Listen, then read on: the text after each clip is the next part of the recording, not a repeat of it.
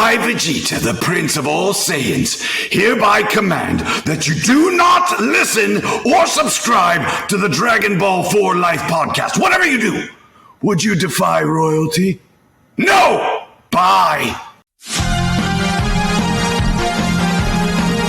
Last time on Dragon Ball 4 Life.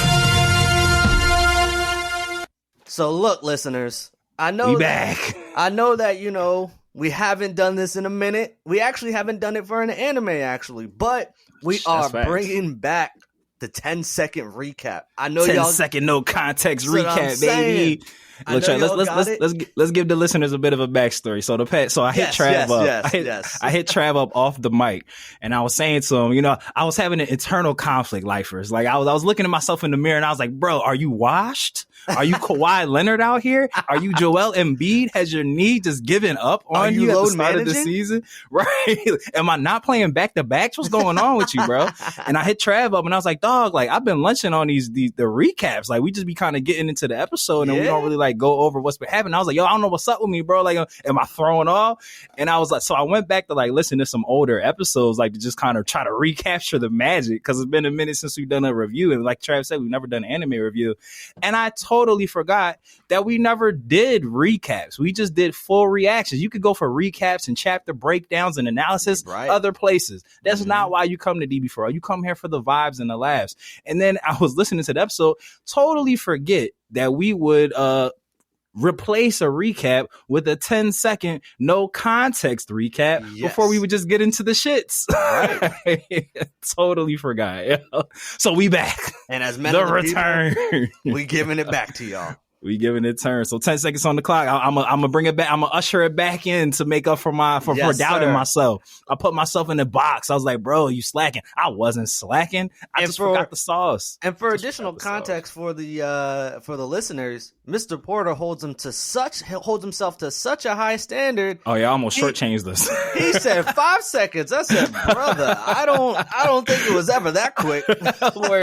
You text me back real quick, like, yo, was it always 5? Are we really dirty like that, bro? I was like, I know we nice, but like that's a lot of context, no context in 5 seconds. So for anybody who is joining us later in our journey of DB4L, so essentially what me and Trav do at the start of what once was a chapter review, now an episode review, we put 10 seconds on the clock and we do our best to summarize the episode with no context given. So we just try to use very quick explanations to pick up on the main character beats with no context given at all. So it's like essentially the closest that you'll get to a spoiler-free review within 10 seconds. But I'm ready, brother. Let's see if I still got it. All right. So I will. Let's do this real quick. Let me pull up the timer. All right, Mr. Porter, let's see if you can dust the cobwebs off. You ready? I'm ready. Let me know when to go. I'm gonna do a 3-second countdown. So at 1, I'm gonna go 3, 2, 1, go, and I'm gonna hit the timer. Bet. Let's get it. All right, 3, 2, 1, go. Glorio gets chopper jacked, but it's probably well deserved because he's clearly up to some shit. Goku is now an enemy in the state. We're basically watching Star Wars, and Shin is actually on his P's and Q's. Bow. And he had a second to spare. Hit that.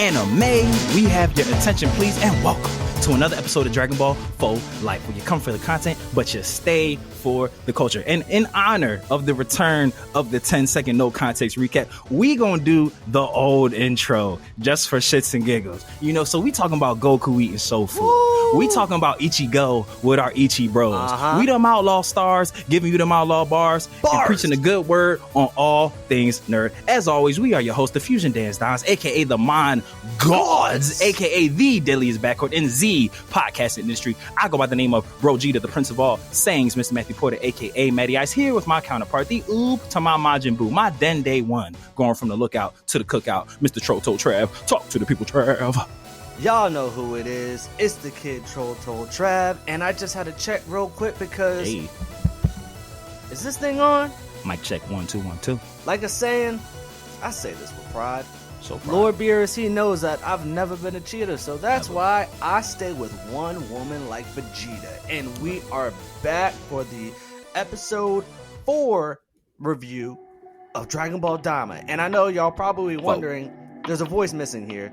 Our sister Bex was not feeling well. Well wishes to her. Send her well wishes. We hope that, she can come back fully recovered, ready to give y'all that and complete the trio of danger. So you know what it is. Even though she stole her husband, Beck stayed back in the outer world to help fix the plane, the airship, so that she could come join us in the demon realm. That's what it is, bro. That's what it is. She stayed back. She stayed back to help. She stayed back with Vegeta. She had to stay with her man. She had to stick beside him. Yeah, she had to stick beside him.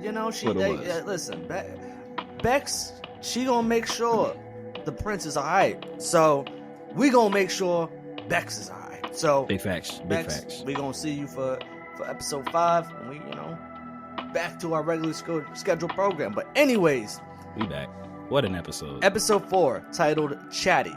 And, we gonna get into it, but I am enjoying so much Dragon Ball Daima for, honestly, it feels like a JRPG, and we'll discuss more about, the elements of that within it, but I think, what's so funny? We always hear about the GT comparisons and all that, and it just feels like Daima is what the writers of GT were probably hoping to achieve with their Grand Tour. Facts. Facts. But GT would have been lit if it was tonally like this. Yeah, I mean, I guess that's what happens when Toriyama doesn't have direct involvement in it in terms of the writing. So, but to get things started, we leave off for when, after getting mollywopped in the bar, those that scene was so good, bro. Yeah, those demons said, all right, we're gonna get our lick back somehow. And Jack Glorio of his ship.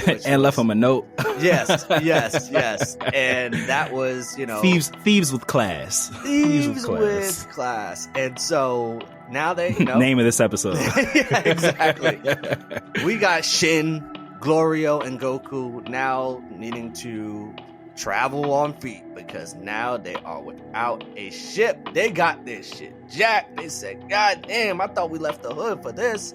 But they said, I thought we left all that shit in Outer World, bro. Right. Shin said, I thought they did that shit over East. Right. Shout out to Night of Abyss. Hey. He said, I didn't know they get down like this in the third demon world. I didn't know this is how they get down. So they continue to embark on their journey to get to their destination, and then they find a shop. And this is the beginning of where I want to discuss the JRPG elements, because it truly does feel like, you're playing a video game, you fight those bandits in the bar, and then they steal your ship, and now you gotta take that long trek. And it's like in the beginning of the game when you first go to a shop and you learn about this is where you can get your HP items, your items that replenish your magic, and then any weapons you want. So this is definitely had the item shop in this episode, bro. Yes. And the fast travel point, bro. Yes, 100%. And which is what we'll get to there as well. But I want to just talk about their interactions in the shop, but then there's something about the items that I do want to just talk about with you. But the first thing that I want to discuss with the shop is that it's so funny when seeing Glorio interact, because he said, look, you're not gonna swindle me. I'm gonna get things for the price that I want to get. Hell yeah. Hell yeah. And what's so funny too with each interaction is that every single time Glorio goes back with a different price, or what he's not feeling that price, they immediately buckle up. Oh no, yeah, you right. Yeah, 5,000 dokuro for you. That 5,000. No, we got that for you. He's like, our bad, big dog. Yeah. It's like the Chappelle Show skit when after he gets famous, everybody pulls a gun on him when they raise the price. They say, this haircut gonna cost you $5,000. What? And then he pulls out the gun. Like that's glory right now. Yeah, this will cost you 8,000. He said, nah, that's not what it's gonna cost us, brother. We ain't paying for all that. So the JRPG elements where you're looking at the items, you see the Goku pulls out what looks like a piece of candy with a dead bug in it. And so this is what these items look like. And so he's asking about that. And also, I'm going to pause real quick too. Yo, Shin really, really, really was born and just left his hometown immediately and went right about it. Yo, he just went right to the suburbs, right out of he Will Smith, bro. Because like he got out of West Philly, bro. Went straight to Bel Air. Bro, he doesn't he seem as clueless about the demon world as Goku does? And you're like, hey man, you really must have been born off the tree, and they just dropped off the vine and went right to the outer world. Yeah, they shipped out. We also don't know something. It seems that it runs congruent, but we don't know if time does run a bit different there, like long term. Right. So like more could have happened than what we know, or than clearly what Shin knows in the time that he was gone. But it does seem we've never seen.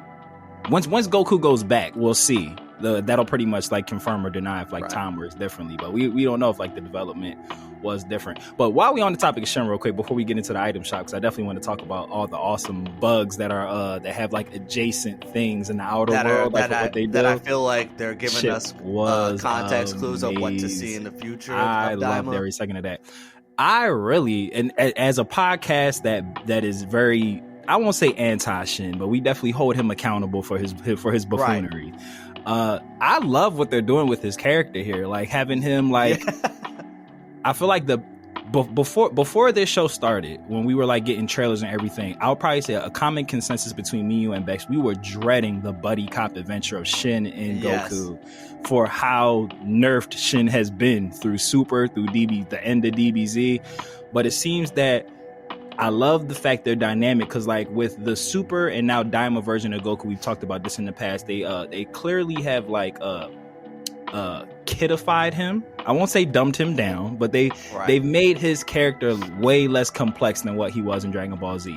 He's a lot more jovial is the word that I'll use than what he was in previous series. So with Goku being so carefree and just going back to that single-minded determination and just winning the fight, is kind of forcing Shin to be on his shit and like be mindful and like watch out for things and like question what people are saying. Like he's been suspicious of Glorio this whole time, and we see later on there's probably good reason why he's looking at him. So I'm really liking how they're actually making him operate like a sufficient Supreme Kai. Like he's actually doing his shit. Even the part when they was about to get jumped on and Shin was just like, I could fight. He's like, what you mean? He's like, yeah, I got hands. He said, I'll let you know, I'm a fighter too. Yeah, he's like, just to let you know, like I cook. Like he said, don't let Super fool you because it hasn't happened yet.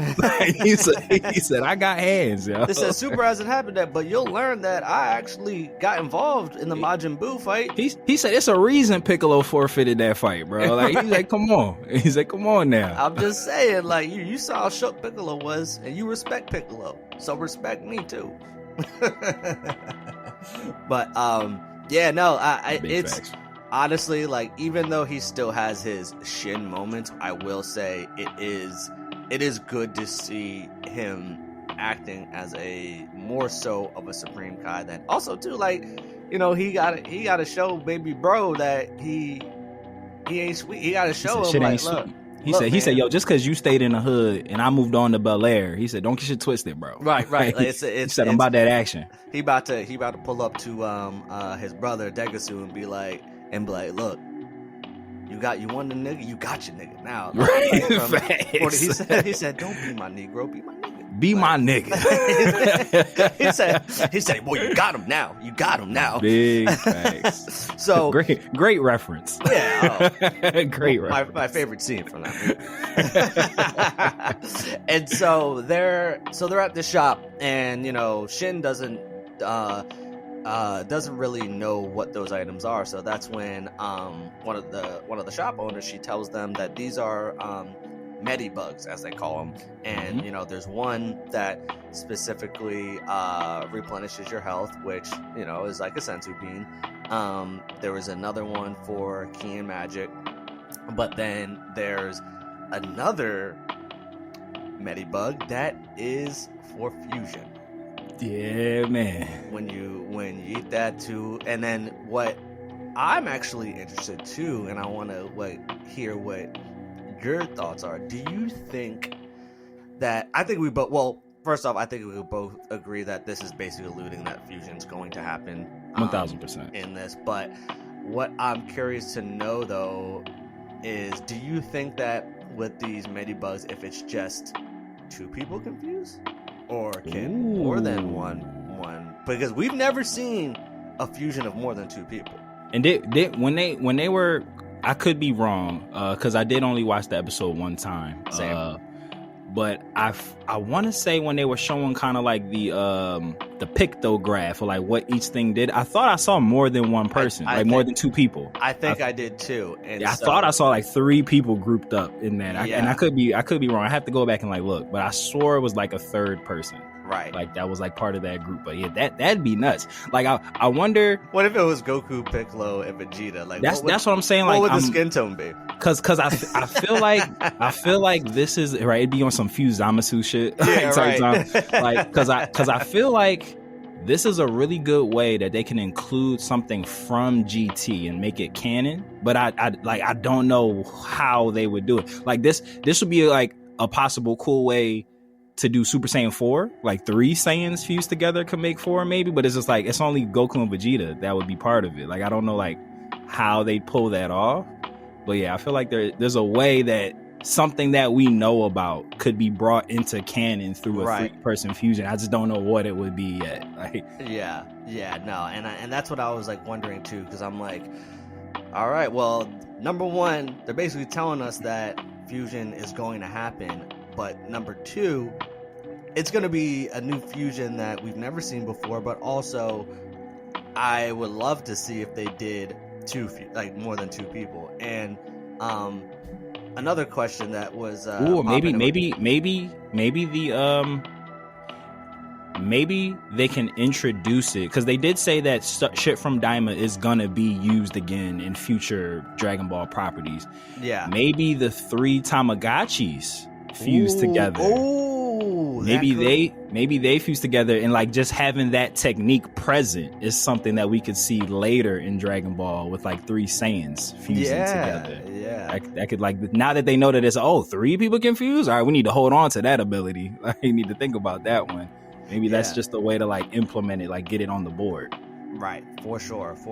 And so I'm curious, do you think, because now we learn like later in the episode, Goku, when he learns about the Tamagamis hold the Dragon Balls, you know, he wants to then, in addition to searching for like rescuing Dende, he also wants to get the Dragon Balls so they can wish for them to go back to adults again. And so and this is the scene where you're referring to, where Shin, you know, continues to have his questions about what Glorio's real intentions are, because Glorio I love the smirk when they like barely see his mouth when he turns his back, and you see like that little small, such a really quick blinking you miss it moment. I love that, because where the Dragon Balls are, so we learned that each Tamagami is in 3 each of the demon worlds, which I love. Which I love that. That's so fire. Yes, and in order to get those Dragon Balls, you have to defeat the Tamagami, which once again feels like a video game, right? Like, this is the boss. You got to defeat it to get that special item.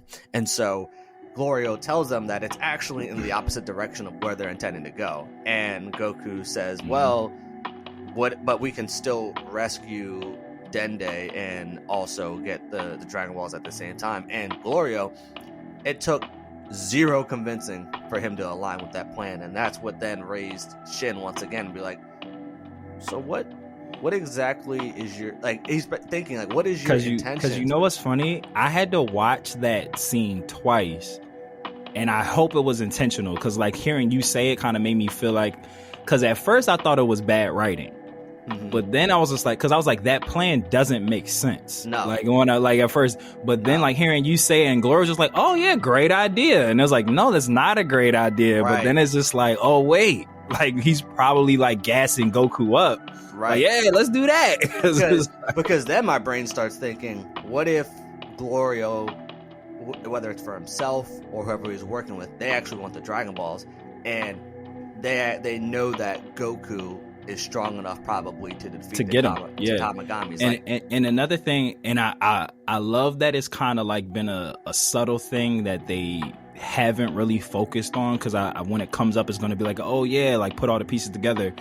3 things that have happened that are completely contradictory of one another from what we've been told in this story. So we see in episode 1 that Glorio is clearly in the first demon world because he's spying on Goma.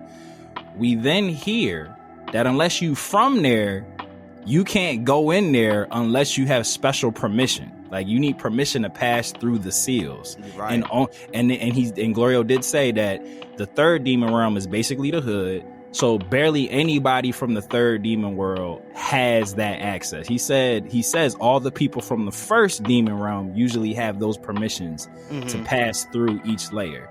The 3rd thing that we've been told, again going along with the first people pass through, starting off in the 3rd one, there's no way for them to get through that light seal. So how is Glorio, after telling them, yeah, we can't get through these seals without passes, which are only in the 1st demon realm, how is he then super gung-ho with collecting the Dragon Balls when he told them there's no way for us to get to the other places? Like, how? So it's just like, we've been fed contradictory information, and I feel like it's intentional for us to be like, wait, Glorio's already been to the 1st one. He just told us that you only can get passes from the 1st one. And remember, you can't go through these seals. Remember, he didn't specify to Shin what exactly he does to get him access to the 1st. He said this and that, little job, little odd jobs here and there. Right, And another element, the JRPG element that you had mentioned that I didn't describe in our episode recap was, you said the fast travel, and that was what Glorio bought at the shop, because at first the dandelion seed. Yes, the dandelion seed. At first I thought that was just like the name of a ship, but then when they set it up and then they had to get on top of it, looks like literally a large wooden spear that they're all sitting on, and it just shoots them out and it just flies them across to their desired location. He's like, where are you going? And Gloria's like, that direction, and he just points it to that way. And so which also, Daima makes so much sense as to why it is a DLC for Dragon Ball Z Kakarot, because of the open worldness of that game. 1000%. And so like, I'm considering downloading Kakarot just so I can play the yeah, because like you can see, which is kind of, when as we're learning more about Dragon Ball Daima, you're kind of like, well, you low key, maybe depending on like how long this series could have made a game. Yeah, like a whole game out of it. Versus just a solo DLC. But so they the question I did have for you is, so I'll tell you what I'm hoping, but so for things like fusion, and for those that but there could be, if there's any sort of transformations or something we haven't seen yet, right?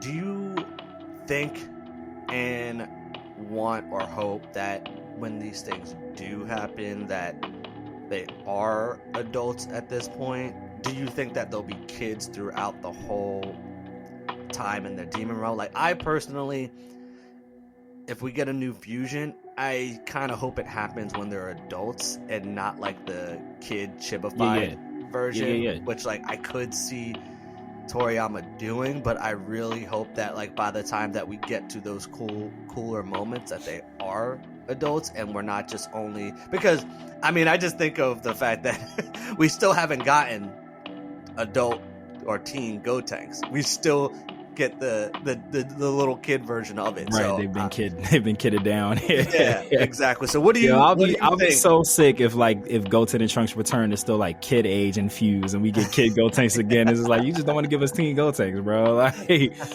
but yeah. So all right. So I have several trains of thoughts with this. Mm-hmm. If it's gonna be Gogeta, which is my lead theory, because there's no Pataras involved with that bug, I would assume, so it wouldn't be Vegito.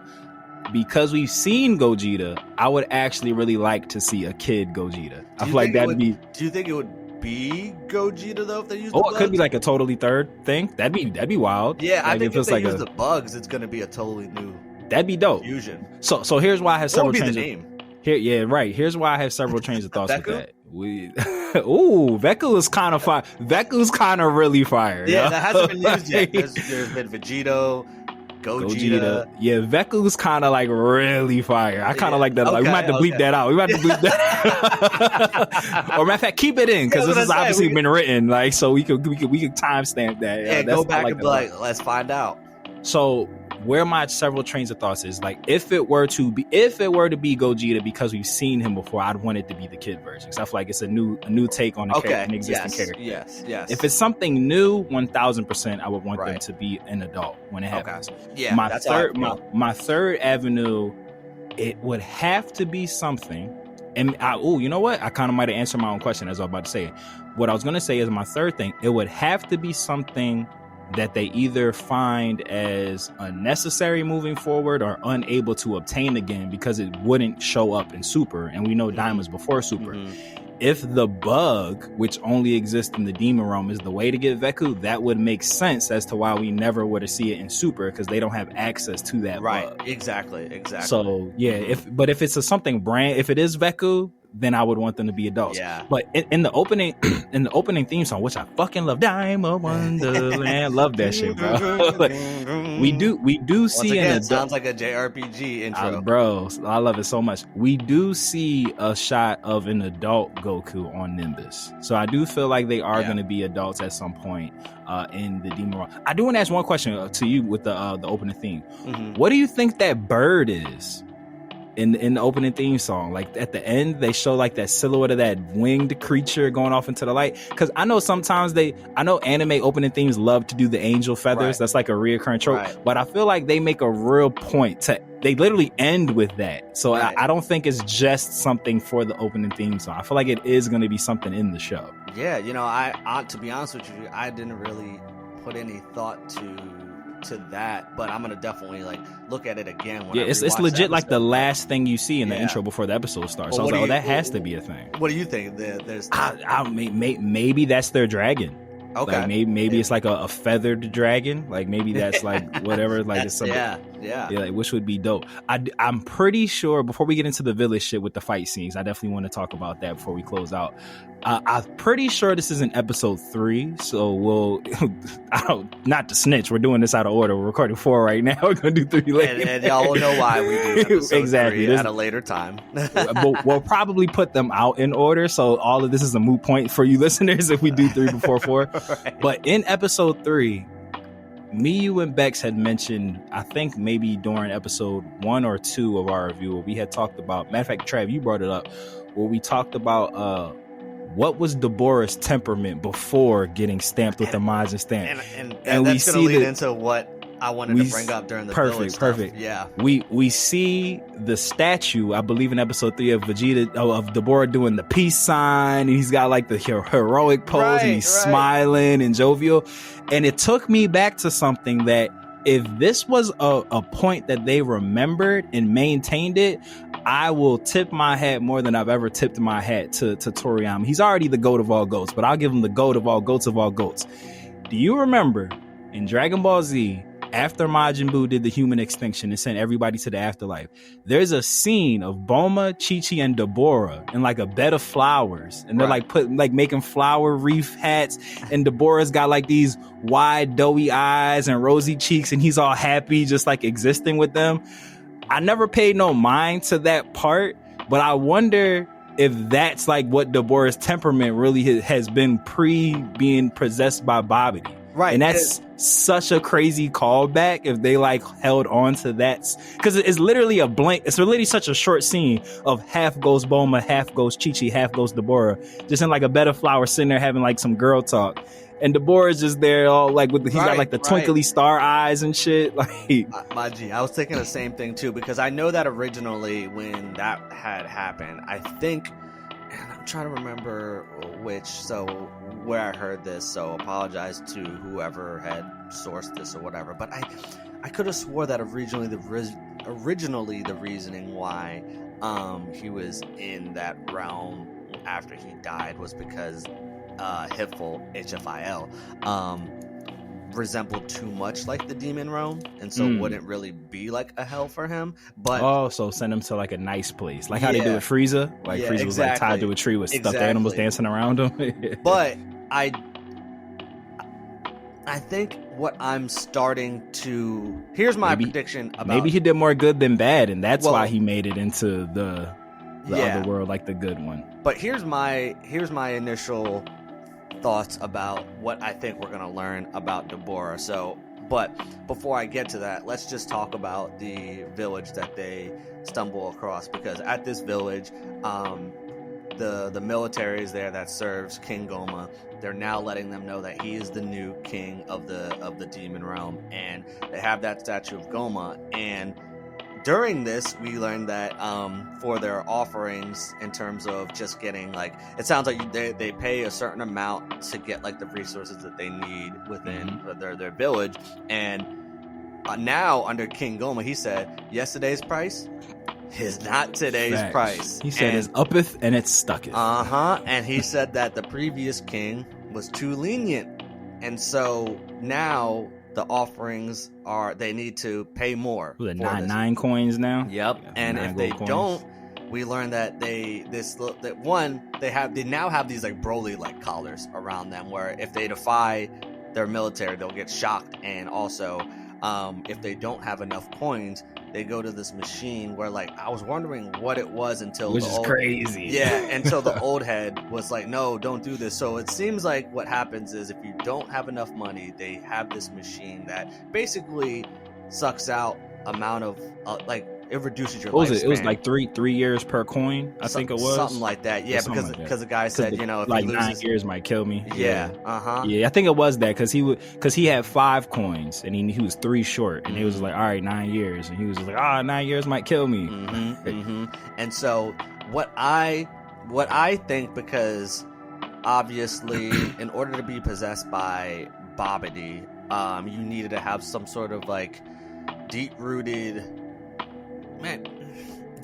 like, whether it's evil intentions or, like, I would say a darkness in your heart. A darkness in your heart, yeah. And so I think that here's what I think about what we're going to learn about Deborah. I think that he probably had, like, dark motives that probably would benefit himself, that Babidi was able to take over and control. But I do think we're gonna learn that Deborah might have been a man of the people. Like, he might have been just a good ruler, like, that people actually respected and you know what, and liked to an extent. To go along with what you're saying, I kind of my leading theory is like maybe he like his upbringing was a lot like Vegeta's, or maybe kind of like, to use a Game of Thrones quote, like Rhaegar Targaryen. Like maybe Deborah's dad was also like a dictator. Yes. So like maybe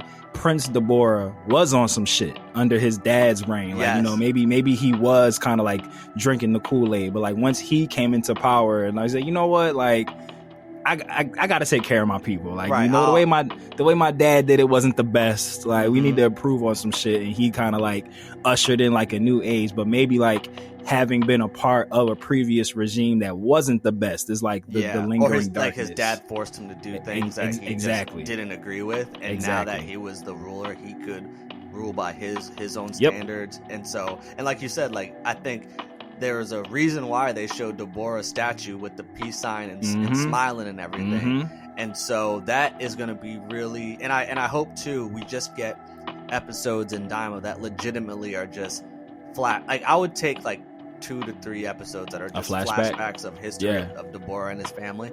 That would be fire. And so and like I said, bro, if they call back to that's why Deborah was all like bright-eyed and bushy-tailed in that little scene in Dragon Ball Z about him be like, chilling in flowers with Bulma and Chi-Chi, like if that's like a callback to how like he really is like pre-possession, I'm like, talk about long-term storytelling. And what they could do if they don't want it to be a complete retcon, what they could say is that, originally you were going to be sent to HFIL because of the things that you did as a prince. Yeah, if they want to make him still a piece of shit. Well, or it was like, like if they wanted to like retcon it in a way of like, oh, he actually now belongs in heaven, is they could say like, originally we were gonna send you to HFIL because when your dad was ruling and you were the prince, you did a lot of heinous stuff, but you sort of made up for it once you became the ruler, and like we understand that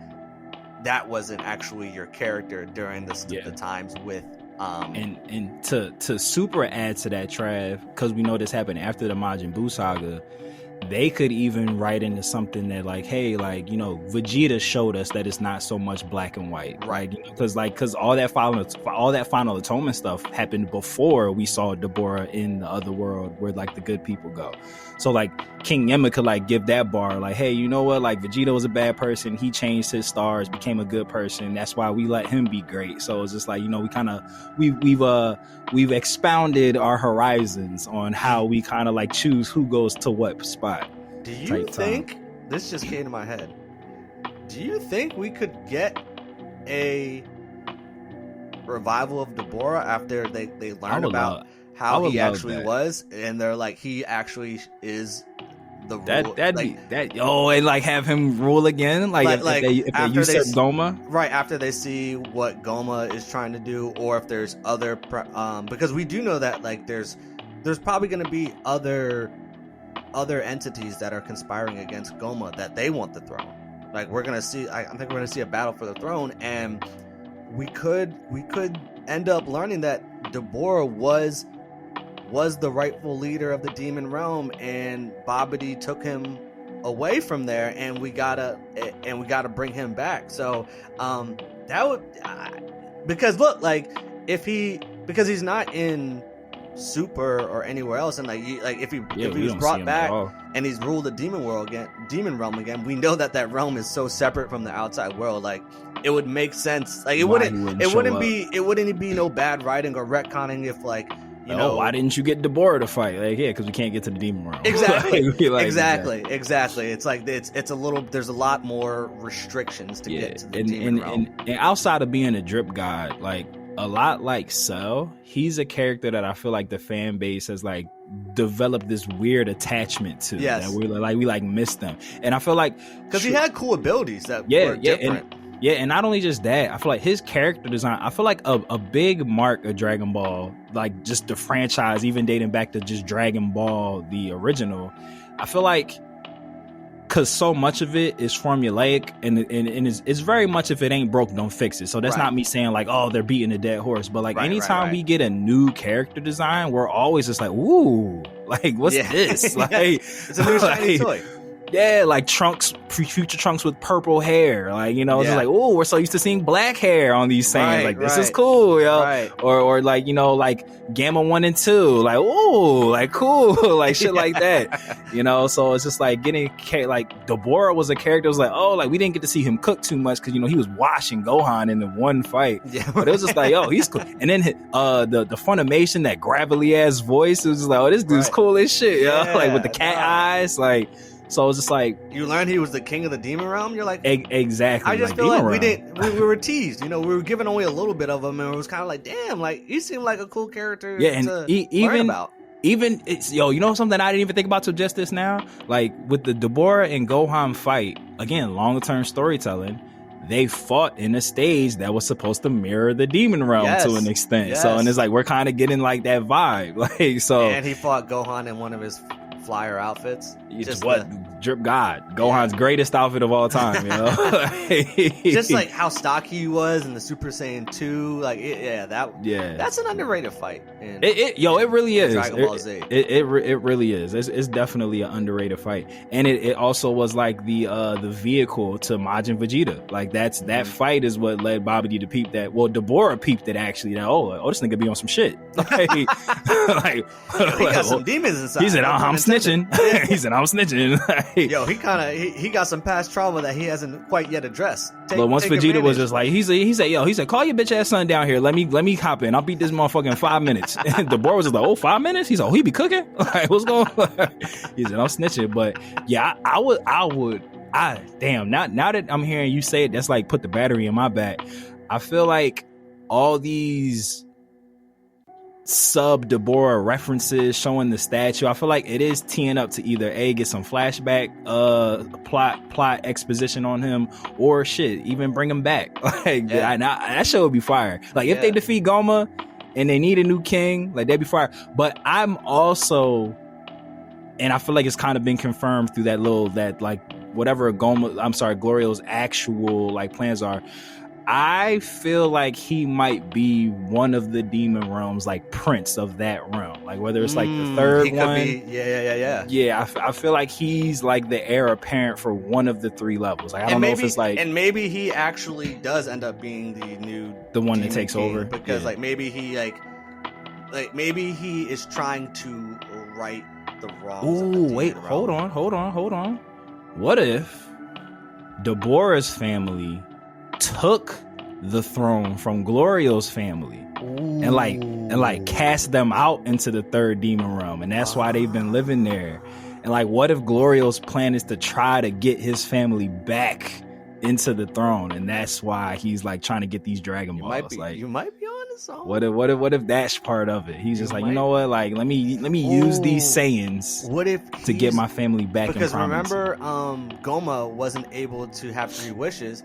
Right. What if Glorio wants the 3 Dragon Balls to wish for that eye that Goma wanted, because to get power, to take the throne back? Ooh. Yeah, bro. I'm just saying. Hold up. Yeah. So, but because I feel like again, if this is seeds that were planted intentionally, tipping my hat to long-term storytelling, I feel like we only ever hear about the royal lineages, and it stops at Deborah's dad. Right. Like which who doesn't get mentioned by name. Like, you know, like when they were kind of referencing Abra. Yeah. Oh yeah, he did get mentioned by. Or is that Babidi's dad? No, that's Bibbidi Bobbidi Boo. Sorry, yeah. But for, Abra was Deborah's dad. It's like the pun on abracadabra. Yeah. So we only really ever hear about their lineage like from his dad and then him. So like maybe they weren't the original line. Like that has just been running. Maybe they took the throne. Like in Glorio's family. Yeah, what if Abra killed someone in Glorio's family? Yeah, like Glorio's grandfather or something. Yeah. Like or just cast them out. Like yeah, maybe Glorio's because Glorio said that he runs missions for the 3rd Demon Realm's king. Maybe that's his dad. Maybe that's his banished dad. And you know, they're just trying to figure out a way to get back onto the throne. And they checked their DVR as well and saw Goku defeated Majin Buu and said, "Oh, he's our ticket. Exactly. He's our ticket." Oh, he could beat the Majins? Oh, they be the biggest headaches out here? All right, bet. He could probably beat the he could probably take on the Tamagotchis. Yo, right. Like, that might be it. They're like, okay, we found, because look, he just said, I will be your champion. Yeah. He said, we just need you to defeat Goma. And it's just like, okay. But so the episode ends with, so obviously Goku, he can't stand for seeing, the villagers get treated like this, because it looks like, you know, they're about to potentially kill the bull by draining the rest of his life. And, you know, he comes in and we get some classic Dragon Ball fighting when he brings out what's the Japanese term for his pole? Pause. It started with an N, right? Like Nyobo or something. Yeah, something like that. But yeah, so he just started. Japanese term for his pole. Name of this episode. Pole position. Pole position. But before Goku steps in, we see a masked a masked like girl step in, and like she throws a wasabi bomb. It does nothing. It does nothing. And so they obviously start trying to attack her, but she has this like little taser gun thing, whatever, that she gets with them. So she starts running away. I feel like tasers are such an underappreciated tool in animes. Like they're so effective, yo. Like so effective. Yes. And so she starts to run, and that's when Goku steps in, murks everybody. I love the fight sequences. Yo, we saw some great something that I want to point out that I gotta give kudos to. They gave such an organic reason for Goku to be nerfed in the Demon Run, with like the air is thicker, he can't get used to his body because he's small and he's trying to like, you know, compensate for the distance and the size and everything. I love that they like gave actual storyline reasons as to why he's not cock diesel Goku, as opposed to just like, oh, he's just Goku in all his glory, just small, just running through motherfuckers. Like right. I love it because it gives the fights. It takes me back to that Dragon Ball days, like with the actually having to like show your expertise in martial arts, like to get these battles. I thought that shit was it's great. It's been an absolute joy to see, because like we know in Super, obviously, you know, like dealing with universal threats, it's like the power justifies the interaction because you're dealing with god level like people. But we said all the time, like especially now in like actual present day timeline with Ultra Ego and Ultra Instinct, Goku and Vegeta are OP as fuck. There's no sub level type of enemy. Toriyama was like, okay, I might have made these guys. He wrote himself into a corner. Let's humble them real quick. Exactly, he wrote himself into a corner when it comes to Goku and Vegeta in terms of like what they can and can't be involved with, like the Z fighters. But like again, they could have easily just GT'd it away and been like, oh, because he's small, his power shrunk with him. But it was like, no, he's just small, power's still the same, but like he has to readjust to his distance, his body, his weight, and then the air being thick. So I like that, the limitations that the Demon World is presenting with bro, them. like even Shin, like, you know, the plot exhibition, like, oh, because the air is so thick, it's gonna zap your energy to try to fly, we should probably walk. So it's like it makes Goku have to be more conscious. He's like, Goku probably could drawl out like and crash out on these motherfuckers and like do shit, but he's just like, yo, but then I'm gonna be spent. I'm gonna like be maxed out. Right. We got these sensu bean S bugs, but he's just like, yo, I gotta actually conserve my energy and like really just, you know, outsmart these people in combat. And I fucking love it. And so after he defeats all of the military, Glorio's like, great, now you're a fugitive. And so now they're enemy of the state. now they're on the run, and the episode ends with the masked wasabi bomb thrower. She shows up and was like, who are you? And then she removes her mask, and we finally meet Pansy.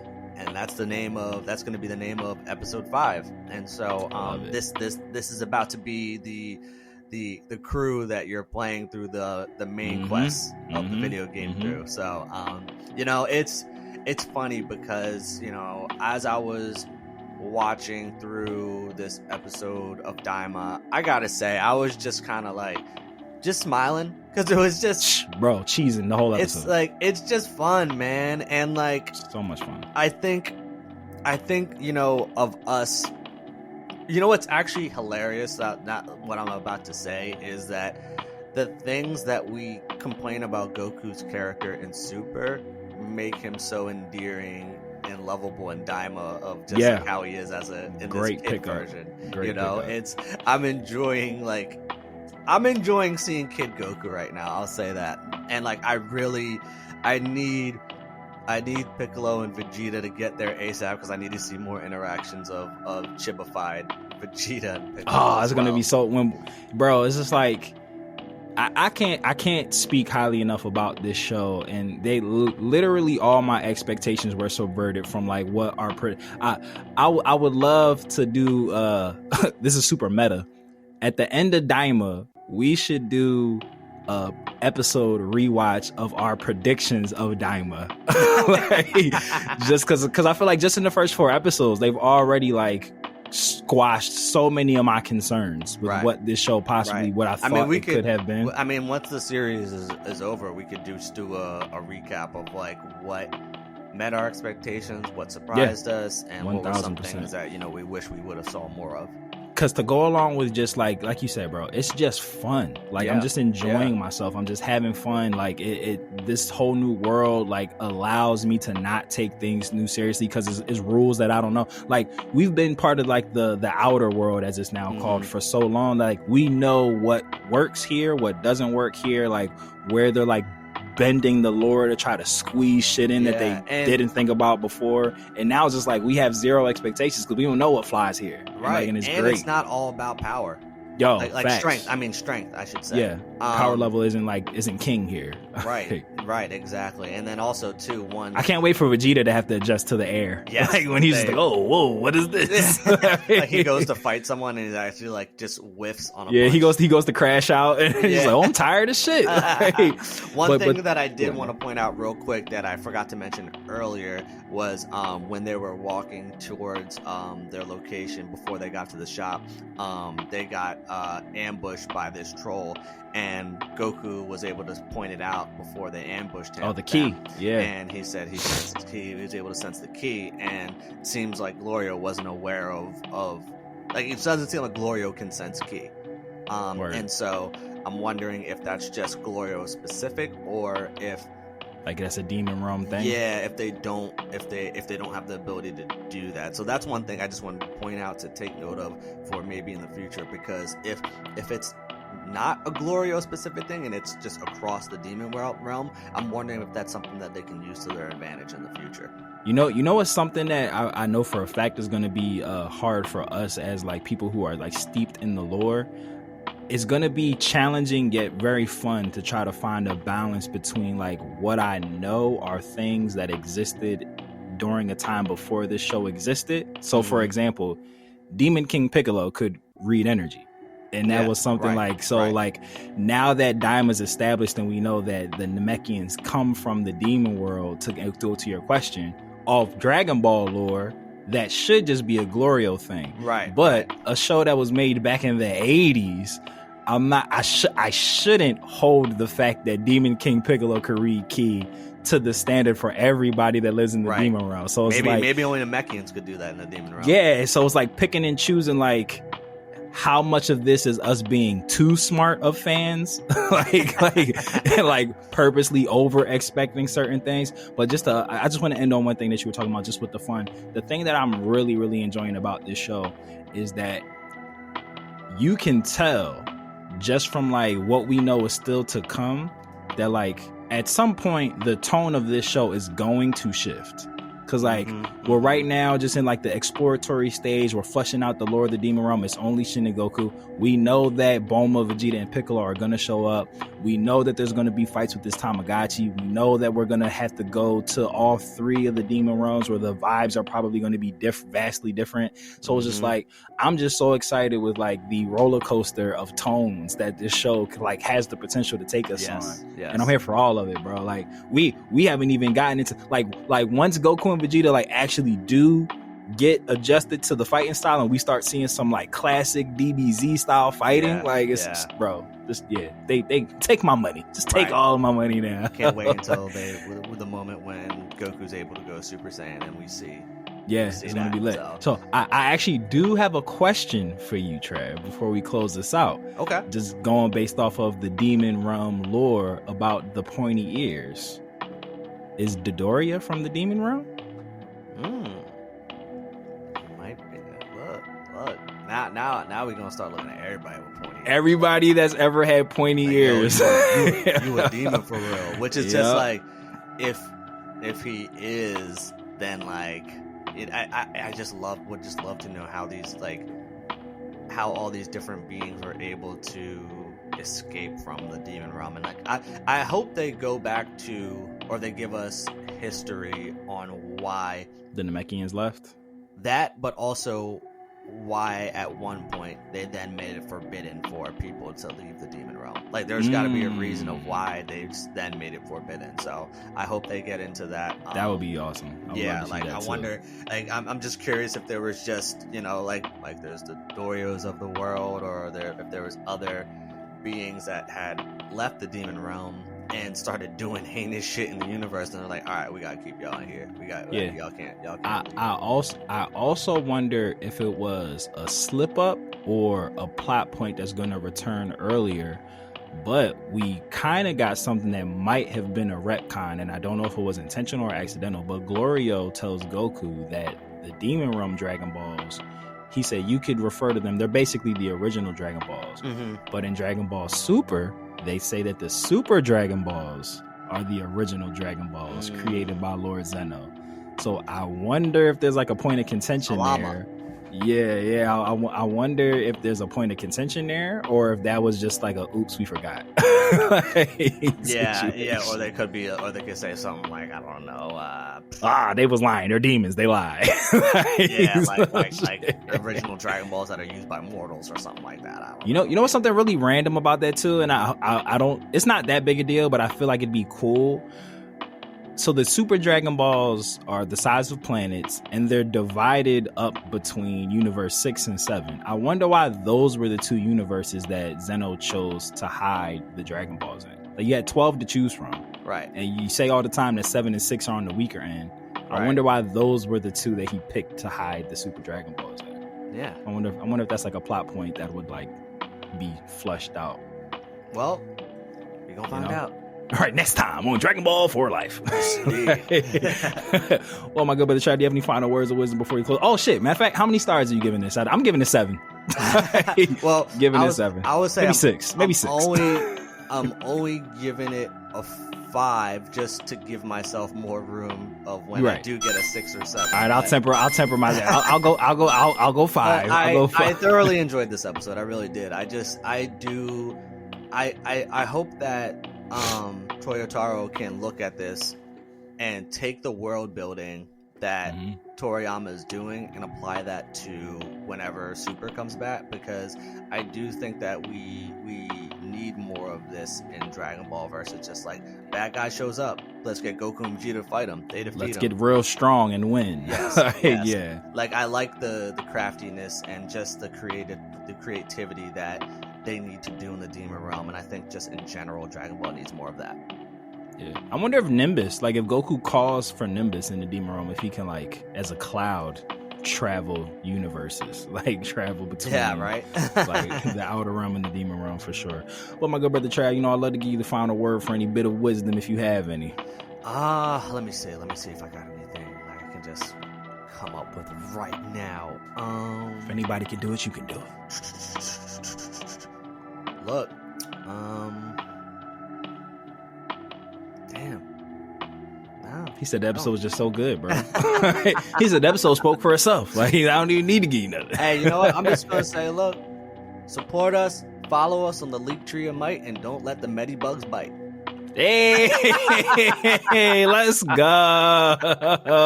I love that. Well, lifers, we call you guys the lifers because you quite literally put the L into DB4L, and we know that we can't grow this spirit bomb without you. So lend us your energy by way of likes, subscribes, 5 to 7 star reviews if that's possible, follows on YouTube, all the social medias, and all that Jupiter Jazz parts 1 and 2. And Cospalooza Part 3 tickets on sale. Right, go get them now. Saturday, January 4th at Milk Boy, the one on Chestnut Street, not South Street. Be there, or be a 4-sided equilateral shape that is a square for all of those of you who are trying to figure that out. And the easiest way to do that, like Trav said, is by clicking the all-powerful link tree of might in the episode description below. And like we always say here, in the Demon Realm that Toriyama built, happy Daima Day, guys. But whether you watch it or you read it, we all need it. So open up your nerd eye, and we will see you next time on Dragon Ball for Life. Dodon Ray. Bow. Shout outs to super producer Mikey and Dragon Ball GT. We love you, Mikey. And shout outs to Yali. All caps. All caps. And Tay. And Ashi. And Ashi the Ray. And Lay. And Lay. Look. Later, nerds. Peace.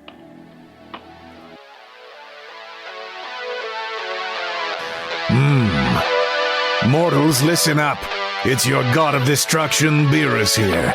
Subscribe and follow the Dragon Ball for Life podcast, or else you shall be erased from existence. Hakai.